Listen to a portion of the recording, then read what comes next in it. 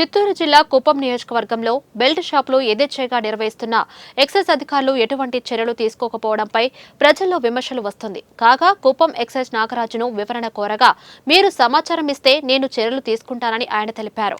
Belt షాపులు నిర్వహిస్తున్నారని తమకు ఎటువంటి సమాచారం అందలేదని చెప్పడం కొసమెరుపు.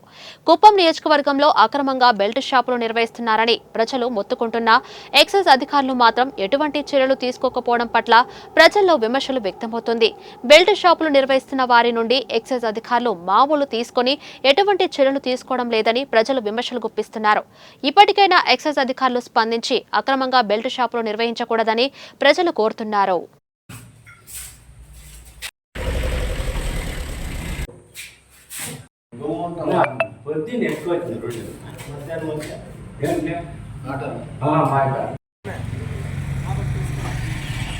కుప్పము 4 మండలాలకు సంబంధించి కర్ణాటక బార్డర్ ఉంది. కర్ణాటక బార్డర్కి సంబంధించి గుడిపల్లిలో ఒక బారు ఒక షాప్ ఉంది కర్ణాటక. తర్వాత శాంతిపురంలో ఓవరాల్ 11 ఉన్నాయి, 11 షాప్స్.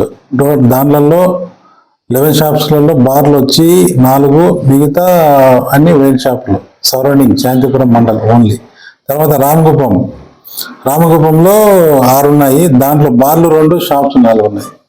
మొత్తం ఓవరాల్గా మనకు వైన్ షాప్స్ 11, టోటల్ బార్స్ 8 ఉన్నాయి. ఓన్లీ 4 మండల్స్, 0 కిలోమీటర్ నుంచి 5 km to Kuppam constituency. NDPL